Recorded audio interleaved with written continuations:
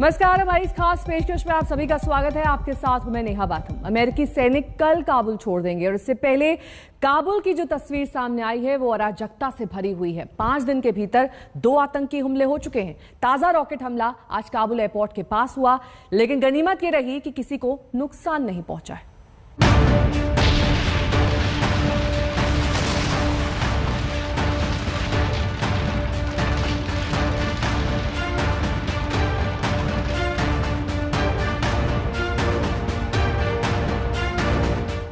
धू धू कर जलती सड़क किनारे खड़ी कार, बर्निंग कार का यह वीडियो अफगानिस्तान की राजधानी काबुल का है, जहां आज सुबह फिर रॉकेट हमले से खलबली मच गई है। तस्वीरें देखिए, एक तरफ धू धू कर चलती कार और दूसरी तरफ जलकर राख हुई कार। रविवार शाम हुए अमेरिकी ड्रोन हमले की गूंज अभी थमी भी नहीं थी कि एक के बाद एक कई रॉकेट के धमाकों से काबुल शहर हिल गया। इस हमले की अब तक किसी ने जिम्मेदारी नहीं ली है। सोमवार सुबह काबुल शहर के खैर खाना इलाके से ये रॉकेट दागे गए। इनके निशाने पर था काबुल एयरपोर्ट, जहां अब भी अमेरिकी सैनिक मौजूद हैं।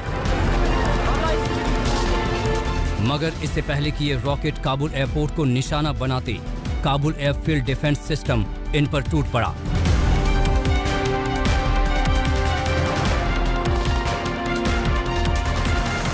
एयरफील्ड डिफेंस सिस्टम की मार से ये सारे रॉकेट अपने निशाने से तितर बितर होकर शहर के अलग अलग हिस्सों में गिर गए। न्यूज एजेंसी रॉयटर्स से बात करते हुए एक अधिकारी ने दावा किया कि कम से कम 5 रॉकेट दागे गए, मगर ये साफ नहीं है कि इन सभी को मार गिराया गया। हालांकि उस अधिकारी के मुताबिक अमेरिका को अब तक किसी नुकसान की खबर नहीं है। इससे पहले शुक्रवार को आईएसआईएस खुरासान के 2 टॉप आतंकियों का खात्मा करने के बाद रविवार को अमेरिकी ड्रोन के हमले में काबुल एयरपोर्ट के बाहर खड़ी इस गाड़ी को उड़ा दिया गया। पेंटागन का कहना है कि इस कार में आईएसआईएस का आत्मघाती हमलावर सवार था। इसका इरादा काबुल के हामिद करजई एयरपोर्ट से रवाना हो रहे अमेरिकियों को जाते जाते एक और बड़ी तबाही का शिकार बनाना था। ड्रोन हमले के बाद जहां अफरा तफरी मची थी, वहां अगली सुबह तबाही के निशान नजर आ रहे हैं। इस हमले में एक ही परिवार के 5 से 6 लोगों के मारे जाने की भी खबर है।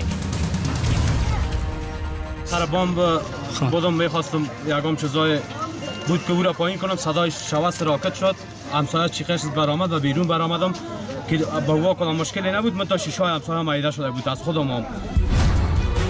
अब अफगानिस्तान छोड़ने के लिए विदेशियों के पास महज 24 घंटे का वक्त है, मगर अमेरिका और दूसरे 57 देशों का कहना है कि तालिबान ने वादा किया है कि वो उसके बाद भी अफगानिस्तान से बाहर निकलने वाले विदेशियों और यात्रा करने के दस्तावेज हासिल कर चुके अफगानियों को सुरक्षित रास्ता देता रहेगा।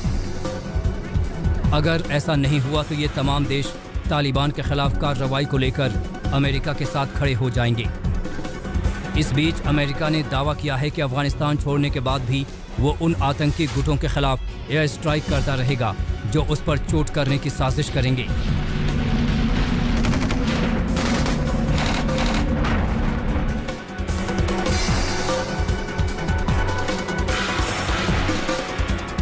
यमन, सोमालिया, सीरिया, लीबिया और अब अफगानिस्तान में जहां अमेरिकी फौज नहीं है, वहां भी अमेरिका आतंकियों के खिलाफ एयर स्ट्राइक करता रहेगा।